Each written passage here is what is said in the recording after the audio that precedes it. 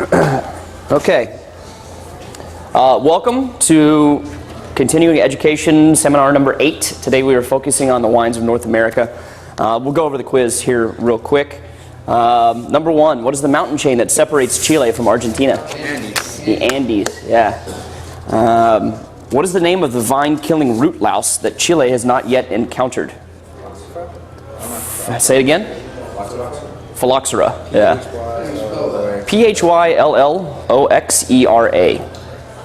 And it is a small little micro bug that eats the vine roots, and it has affected every growing region in the world with the exception really of Chile.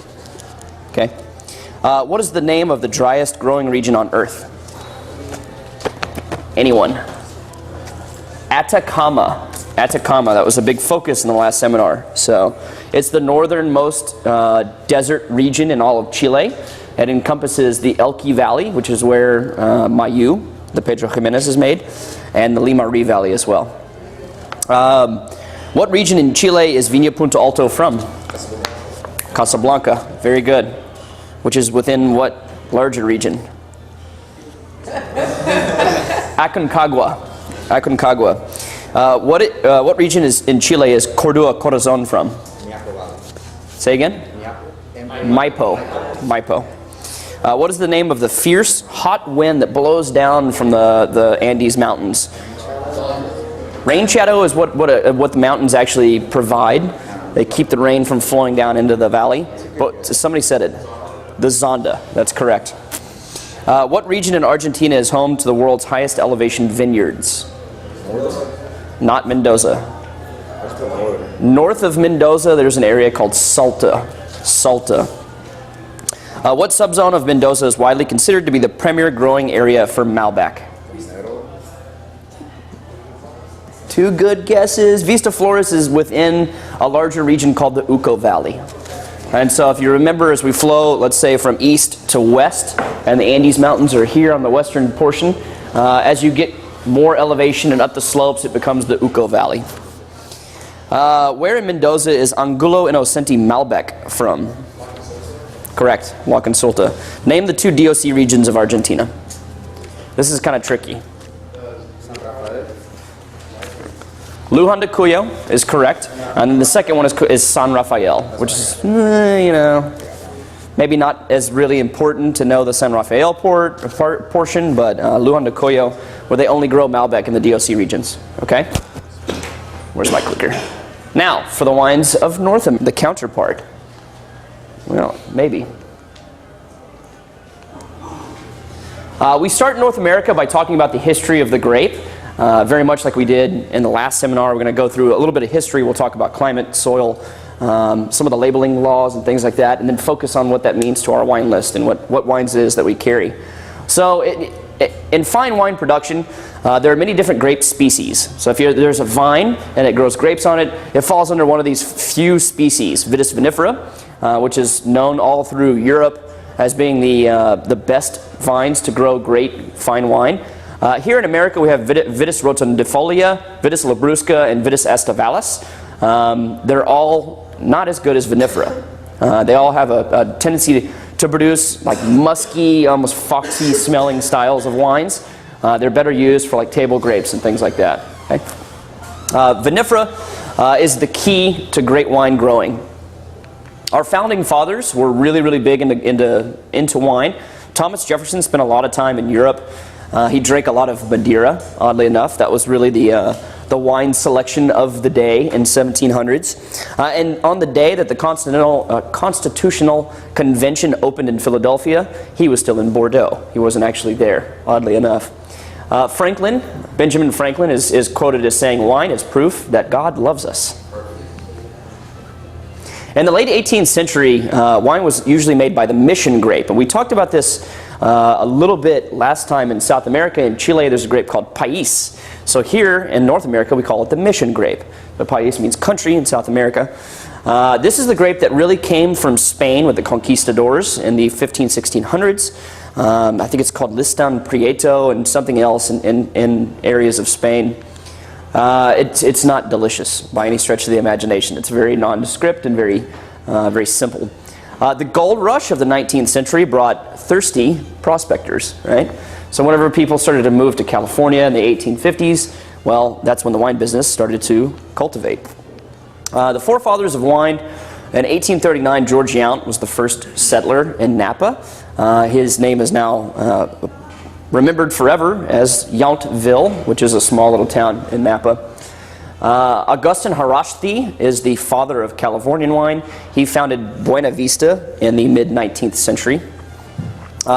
There's several other stories about Augustin that are probably hyperbole at this point. There are stories that he fought an alligator, and stories that he was the mayor of San Diego, and all these different things that he's kind of a folklore history. Charles Krug worked for Harashti until 1861, until he moved to St. Helena, and we'll look at a map here momentarily, but St. Helena is on the southern tip of Napa Valley, where he founded his own eponymous winery. Jacob, it should be Jacob, my apologies, Schramm built Schramsberg in 1862 in Napa. Gustav Niebaum founded Inglenook in 1879. Constraints on the early successes of wine-growing regions, particularly in California and just as a whole in America. Phylloxera, which we talked about as having not yet affected Chile, strikes in California sometime around 1879, and in the West Coast wine-growing regions that were built off of that Vitis vinifera grape were all devastated by this. Now, the East Coast wineries, places in Virginia and New York, and yes, they were growing wines there, were built off of those Vitis rotundifolia and Labrusca and Estevalis, and they kind of survived. And we learned that Native American rootstock is actually not susceptible to the root louse phylloxera. And so we began to graft the fine wine grape vines onto the stalk of the Native American grape roots. Prohibition in 1920 halts not only wine production, but for all places that are not necessarily making it unless they're selling it to the diocese. So if you're selling your wine to the church, you're kind of getting away with it. You can still have your operation up and running. Everything else basically shuts down. What do they do with the harvest? Well, that depends. A lot of it went into table grape production. Basically, that's about it, I guess. You know, we're just using grapes as agricultural product at that point. The biggest problem with prohibition, though, was not necessarily that we stopped for 13 years. It's that the 50-plus years of winemaking skills were completely halted. And we went to a point of dormancy, and we didn't progress any further. And so we set ourselves back as a country by about 100 years here, based upon that. In 1933, the 20th Amendment is repealed and prohibition ends. Praise. But at that point, the American palate had already atrophied to a point where it's taken us almost a century to get back to where we need to be. Mid-century successes. Thunderbird, the American classic. And so this is really what the American palate developed into coming out of the 1930s. We saw depression. We saw the need for affordable wine. But what happens in a depression, right? Whenever the economy tumbles a bit. What are the two things that have a tendency to really just say? It's usually alcohol and then some form of the shadow industry, right? Whatever we want to call that. So things like Thunderbird, things like Gallo, MD, all of those styles of wines were really big hits because they were affordable and they were on every shelf and we could get to them, right? And so if you start thinking about MD 2020, that's right. If you start thinking about the households of the 50s, if we think about movies maybe that we had seen, they're always talking about, hey, the automated kitchen, and hey, look at this. And so it became really about automation and making your life easier. And so things like Tang and NASA and the Space Center, it all came about automation and making simpler things and everybody kind of sharing the same style of flavors. And we saw that in the wine industry too. The Renaissance, really, with winemaking began when Georges de la Tour hired Andrei Chelychev in 1938 to be the winemaker at Bouleau Vineyards. Some of you may be familiar with the wine. Bouleau Vineyards, you also see BV, and they do have a BV Coastal range, which you'll find in grocery stores nowadays. Tapestry is fantastic. It really is, yeah. And then, of course, he makes the Georges de la Tour Reserve Cabernet Sauvignon. Would you say is BV at the lower level of the of Bouleau Vineyards. Nah, I think they just kind of go by BV everywhere, you know, but the coastal range is their entry level. So Andrei Chelychev is really the person that set us on the right path for fine wine production within the United States. He spawns several prodigies, including Robert Mondavi, Louis Martini, Joe Heitz, and Mike Grgich. Perhaps the most famous of those names, really, Robert Mondavi, but we should know all of those, really, theoretically. Is that Heitz Cellars and Grgich Hills? Correct. Okay. Yeah. And, you know, the bottom two are a little bit more cultish, you know, but really Mondavi and Louis Martini, we might look at them as large production style of wine houses, or that they're in grocery stores sometimes. But Mondavi with Opus One, and then with his Private Reserve Cabernet Sauvignons, that'd be $300 on our wine list, and they're fantastic wines. And Louis Martini makes one called Generations, that again, you know, speaks to that fine wine production. So a big part of this, we can look at things like Kendall Jackson, Toronto and I were talking about earlier. Yes, they have an entry-level line, and yes, they do produce wines that are in grocery stores and kind of mass-produced, but they also have wines that they only make a couple of hundred cases of. Kendall Jackson themselves hires, I think they have 4 master sommeliers on staff that sell their wines. So you gotta have something to pay the bills, you know? Something's gotta keep the lights on, right? And people drink mass-produced wines. That is what it is. You know, we may not necessarily serve them here all the time. Some of our list are larger production wines. But it's good to know both ends of it, right?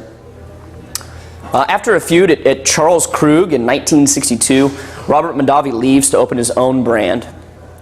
He renames his Sauvignon Blanc Fumé Blanc, and he ages it in oak barrels, and it sets off an absolute phenomenon. This is one of the first absolute brands behind maybe Thunderbird that really takes off in the United States. It was sitting along with Riunite as one of the most volume-moved cases in all of the United States. Riunite, oddly enough, still holds the all-time record for the most cases sold in a single year, and I think it's something like 10 million cases back in 1981. Even Yellowtail has not come close to breaking that record, oddly enough. Riunite on ice. It's nice. And oddly enough, I had the pleasure of going to Italy with Banfi a year ago on a Master Sommelier scholarship. It's paid for by Riunite, you know? I mean, that's where they made all of their bucks back in the day. In 1976, we see the Judgment of Paris. This is a competition, a blind tasting competition, where we saw wines like Stag's Leap Wine Cellars and Chateau Montelena from California pitted against, excuse me, first and second growth Bordeaux's and Premier Cru and Grand Cru Burgundy. So some of the greatest wines in the world in consideration. So of course it occurs in Paris. It's a blind tasting of many great sommeliers, many great winemakers from all around France. Stag's Leap gets first place, Chateau Montelena gets first place. Putting American wine on the map and the international market. This is in Bottle Shock? This is Bottle Shock the movie, right, yeah. Which, I mean, think what you want about the movie. The movie's pretty good. It gets people thinking about wine and talking about wine. Maybe from a sommelier perspective, the guy tasting the wine and saying this is 1947 Chateau Cheval Blanc and all this stuff. Yeah, it's a little bit of a push, my friend, but that's okay. Soon after this, Diamond Creek releases the first ever wine to be wholesale cost at over $100 per bottle. Tragedy strikes again in the 1980s as we have a relapse with phylloxera, and it eats up everything that's there. But this gives the modern winemaker an opportunity to replant with things that are a little bit more, well, I don't know, approachable or a little bit more popular, right? And so here's where you see the real change in California wine. We get more Cabernet Sauvignon, we get Chardonnay, we get Merlot, Zinfandel is king, and Pinot Noir. In the 1990s, Robert Parker's magazine, The Wine Advocate, begins to score wines on a 100-point scale. This changes things forever. His preference towards high alcohol, very rich, extracted, fruit-driven wines are obvious in his scaling system. You know, if you're making a small California Colt Cabernet that's got 15% alcohol and real ripe fruit to it, it's probably going to get in the 95 to 100 point range from Robert Parker. Well, what does that drive? All of a sudden, winemakers begin to chase those scores. And so they start letting their fruit hang on the vine longer. so they can produce more high alcohol content, more ripe and rich styles of wines. There are a few staunch people that stayed away from doing that, and you'll see them as we move on to the wines that are within our list. These style of wines, the Parker 100 Point wines, don't necessarily pair very well with food. They stand out, so we call them standalone wines. It's not something you say, hey, what do I pair with? I don't know. Pick a Levy and McClellan Colt Cabernet or Screaming Eagle or something like that. It's just not like a classic pairing for it, right? They're big, they're powerful, and they're going to overtake just about anything else that we taste with them.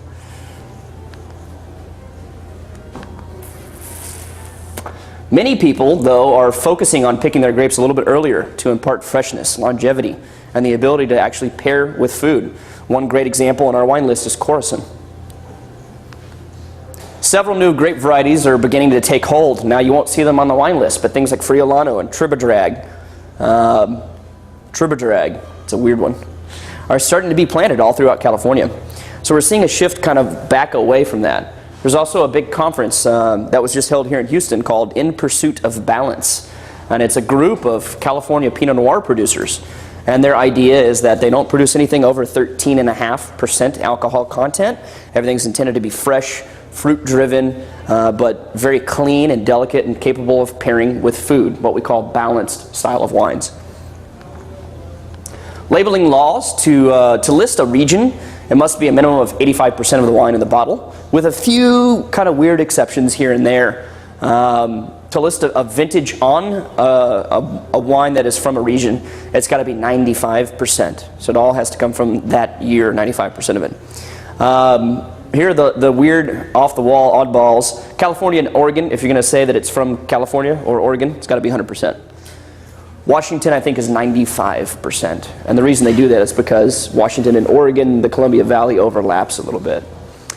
To label it as a state, country, or county, which are the much larger, more relaxed labeling laws, means that you can source your fruit from all over New Mexico and call it New Mexico. It's got to be 75% from that stated area. So technically, in the state of Texas, when we label something as Texas wine, it only has to be 75% grown here, which is actually a fairly commonplace practice because of the amount of drought that we see in this state. And so a lot of times our wineries are going to New Mexico, they're getting wine from California, so that they can finish off their wines just because it's a business. At the end of the day, they still have to pay the bills, keep the lights on, you know? To label something from an AVA, or an American viticultural area, things like Napa Valley or Willamette Valley, it's got to be at least 85% from that stated region. If it's going to be a single vineyard within Napa Valley, if we're going to say Corison Kronos Vineyard, or Mary Edwards Klopp Vineyard, or J. Davies Farrington Vineyard, Pinot Noir, it's got to be 95% from that vineyard. The alcohol by volume's got to be within a 1.5% on other end. So if it says 13%, it could be anywhere from 11.5 to 14.5. It's a little bit weird, right? That's a huge difference. If you're really 3% off on that, I mean, that's literally like 35% difference.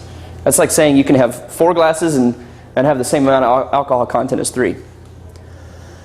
It also has to say that it contains sulfites if there's more than 10 parts per million, which is 0.00001. Basically, everything has sulfites, okay? And one important thing to talk about with sulfites, white wine has a lot more because they put sulfur on it in order to relax it and to keep the color. So if you ever have someone say, no, I can't drink red wine because it has sulfites, you might want to just inform them that white actually has a lot more. Regions of California, we are going to focus really on San Francisco and the Bay Area, Sonoma and Napa Valley. That's where most of the wines that we carry come from. But take a look at this. There's wine growing regions all up and down the coast of California, and they're wildly different, right? It starts way up here in the north with Sierra Foothills, El Dorado, further inland. But out here on the coast, you've got Lake, you've got Mendocino, Anderson Valley. We have a couple of wines that come from there, both the Davies and Copain Wenzel. Alexander Valley, really within Sonoma. Sonoma and Napa again. Lodi, further inland, really hot, really warm stuff coming from there. And then as we flow down here to the south, we see more mountainous with Santa Clara, the Santa Cruz Mountains, Monterey. It gets really hot in this area. Once we see Paso Robles actually has the most 100-degree days in all of the United States. San Luis Obispo, broken down in a whole bunch of cool little growing regions. My favorite area to visit in California, if you're ever going to go there and look at wineries, is Santa Barbara. It's really, really cool stuff, and you can go surfing too. And then all the way down to Temecula in the south. California is what we call a Mediterranean climate. Mediterranean climates really only encompass about 2% of the entire world, right? If we think about what's in the Mediterranean, Italy, Greece, a few others.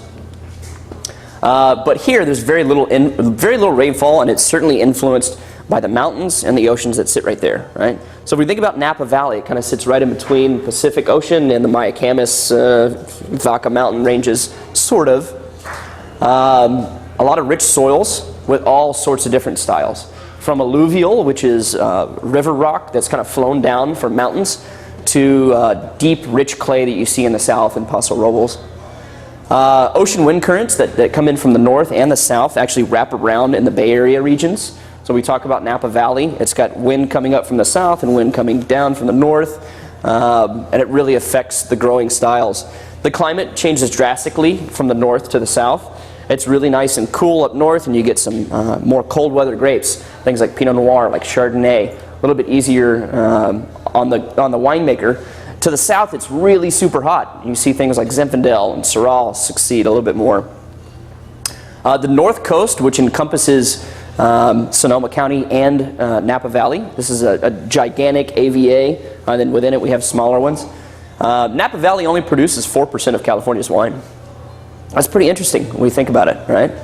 There's 45,000 acres in Napa Valley. That's 1/6 of what is in Bordeaux. And so we think of, because we're lucky enough to live here, I guess, Napa Valley as being this over-the-top, like there's so many Napa Valley wines. There really aren't. There are very, very few of them.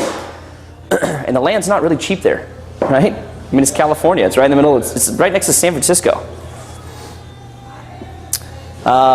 Sonoma County is just northwest of Napa Valley, and it's separated by the San Pablo Bay and the Vaca and Mayacamas ranges as they kind of start to come together right there. But Sonoma is a lot cooler in temperature. It promotes the growth of those cool weather grapes that we talked about, like Pinot Noir and Chardonnay, whereas in Napa we see a lot more Cabernet Sauvignon and some Zinfandel. The mountains and the valleys make a huge difference, just like we talked about in Argentina and in Chile. Here, those fogs and the winds that come in from the ocean that wrap around Napa create what we call an inversion layer.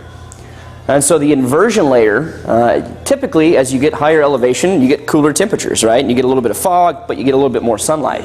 Not the case in California and Napa Valley. The inversion layer is a band of elevation where cold air gets trapped underneath hot air. So what you get is actually more sunlight, and it gets hotter as you get higher elevation in a lot of these mountainous regions.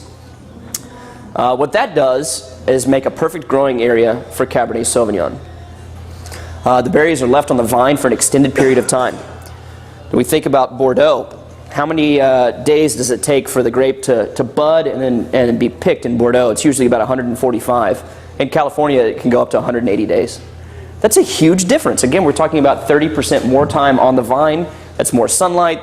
That's more sustenance to the grape. And the grapes actually will shrivel and get smaller, and they're very intense and driven by flavor.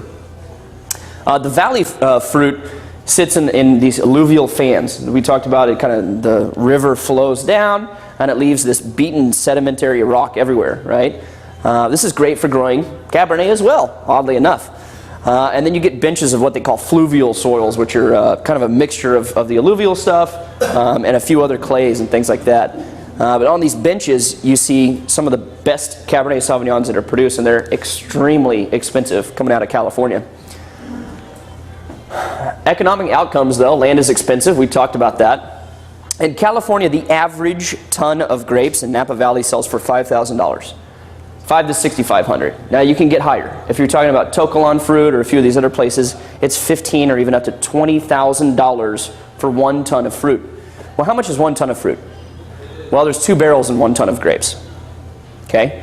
Which means that there's 25 cases in a barrel of wine, it's about 300 bottles. That's actually wrong. It should be $9 just for the fruit. This is before we've started anything else. And so remember, we go back to oak math, right? Oak's not cheap either. Typically, all the people in California are putting their stuff in oak for some period of time. Winemakers aren't cheap. They're usually hiring the best people in the world to come and make their wines. California and Napa Valley wines are expensive. And it's just kind of built on what it is, where it's from, and how little there actually is. Offerings that we carry by the glass from California will start in the north. This is actually the flow of the wine list, right? So by the glass, Russian River Valley in Sonoma County, just a little bit north of Napa, we carry Sonoma-Cutrer, Chardonnay. $14.95 and $58. It sees oak, it sees malolactic fermentation, it's big, it's round, and it's rich. This is our most sold white by the glass. Yeah. Hi. Have a seat anywhere you like. How are you today? Sonoma-Cutrer is still easily the number one selling wine by the glass. Yes, Oscar? Has the price of wine gotten up? Is there any difference because of having that drought or whatever, California, the past season or two? Well, 13 and 12, we're not going to see as much production, you know? And so things like, you notice Caymus running out, right? We just won't be able to get it. I don't necessarily know that... The price would go up. Theoretically, the price would go up, but not necessarily. Especially from the larger wineries that kind of have a foothold. They don't want to lose their target audience. They've put a lot of thought into why that bottle costs $51.99 or something. You know, like there's a lot of focus groups and a lot of theory that goes behind that. This is exactly what it costs for us to make enough profit to be able to produce the same style of wine over and over again for several years, and they should be able to withstand a couple of years of bad stuff. But in reality, you know, since 1977, when is there a vintage when we didn't make any wine? Like back in the old days, in the 60s, you know, in the 40s, if you had a bad vintage, you didn't get to make wine, period, you know, and so that's when you went broke. Nowadays, winemaking techniques have grown to a level to where we can make wine just about any vintage. But yes, you're absolutely correct. The drought is affecting things. The earthquake, a little bit. It happened in Napa proper, which is south of the valley. So basically what you saw were a couple of barrel rooms. It was more stuff that was already in barrel than in effect on any type of the grapes. Alexander Valley Vineyards. Alexander Valley is within Sonoma County. We carry the Sinzin, $12.95 a glass and $46 a bottle. The Hawk Crest by Stag's Leap Wine Cellars. This is that General AVA California stuff. It doesn't say Napa Valley. It doesn't say Sonoma on it because they're sourcing fruit from a little bit all over the place. But it is good. It's 07 vintage too, I think. So you can get an 8-year-old California Cabernet for $10 by the glass in our restaurants. It's impressive. The Bello Megahertz. This is the Bello family got their winery through horse racing. They actually, the guy spent, I think it was like 250 grand. Racing horses are expensive, first of all, okay? He spends like 250 grand on this horse named Megahertz. And in the very first race, the gun goes off and the horse goes backward in the stall. And this guy's like, oh my God, there's $250,000. All right, well, next. Well, the horse charges out of the stall, and it comes from like 8 lengths back. And it ends up winning the race, and it ends up going on to win like 12 other races. Makes this guy a millionaire overnight. So what he did was he bought a winery in St. Helena in Napa. The Megahertz is sourced from St. Helena. I think it comes a little bit of Rutherford and some Diamond Mountain fruit. So it's kind of all over the map within Napa, but that's why they choose to label it as Napa Valley. This wine, if you buy it direct from the winery, is $50. I got a smoking deal on it. So we charge $23.95 for a single glass and $77 for a bottle. That's the beauty of some of the fun things that we get to do around here. The Newton Claret. Claret, an indication that is not necessarily 100% Cabernet Sauvignon. Probably some Merlot and a few other things blended in there. Excuse me, comes from Napa Valley. $14.95 and $58. Good little blend, medium price. I'm missing my Y. So, a more intricate map of the Napa Valley here.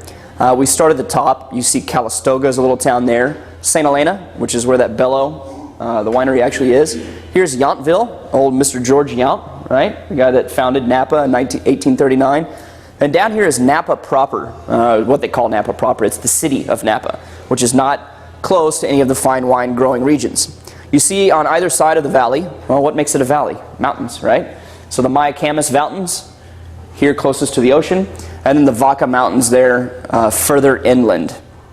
Within that, you've got 16 subregions. We won't get too specifically into it, but up here you see Diamond Mountain, Spring Mountain, St. Helena, of course, there in the center. Mount Veeder is an important one to know. It's kind of the highest elevation area there in all of Napa. It doesn't get to be super duper high elevation here. We're talking 2,600 feet, I think, max. But really, in most of Napa, they're right at sea level, you know. So we're not talking about huge mountains, but they are mountains. Sonoma County, if you imagine Napa Valley, just up northwest of that is Sonoma County. Right here in the heart of it, you see Alexander Valley, this little blue area. Some Dry Creek Valley, there's Chalk Hill and Knights Valley. Here's that San Pablo Bay that we discussed. Right, kind of the confluence of the Vaca and Mayacamas Mountains. But most of it comes off the coast, right? And so we're further north. Yes, sir? You had mentioned both regions are pretty dry. Where are they actually getting the water they're irrigating from? Well, that's a good question. You would think that, you know, the mountains aren't tall enough to where you're going to have snow caps or anything like that, like we have in Argentina with the Andes. I don't know. I know that there's an extreme drought right now, and that they have to have water rights in California. So it's expensive. The water is actually getting to be more expensive than gasoline for winemakers in California. They're using there's a couple of people that are using some unique new methods in drip irrigation to make sure that they're not overusing stuff.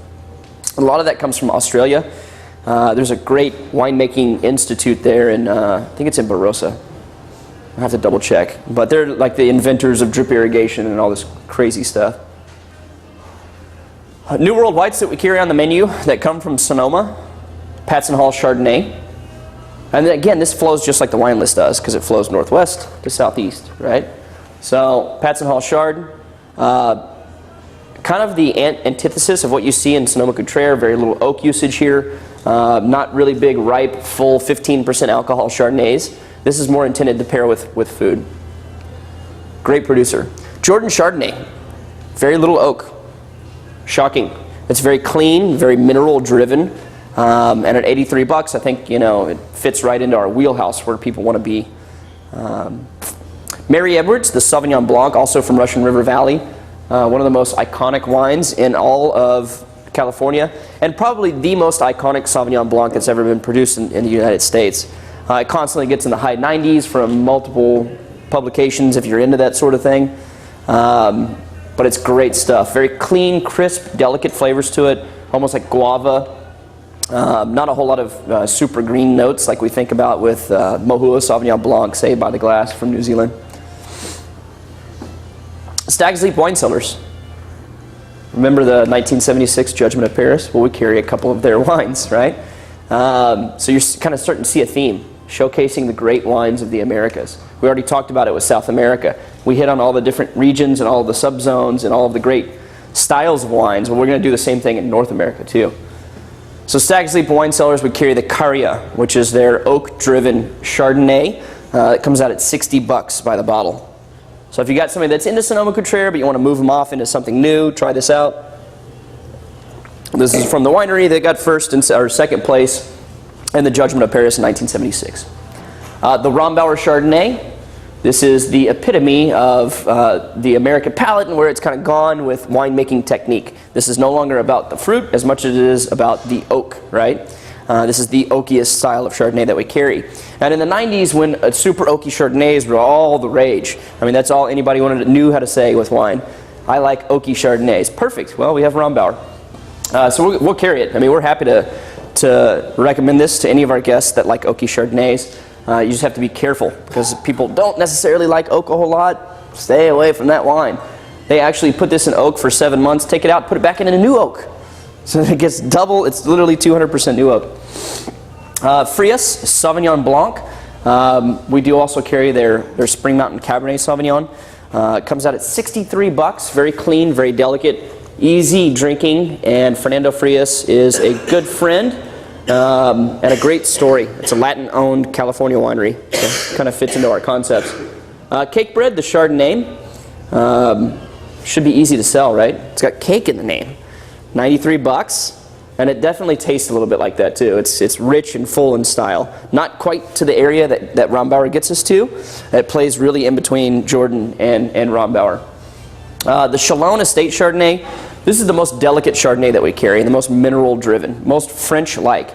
It comes from Chalon, which is a little small region inside Mendocino County. It's blocked off from basically the rest of the world. There's no cell phone signals out there. It's truly like what we call a monopole or a single-owned wine-growing region. They don't use a lot of oak. They're very clean. 50 bucks.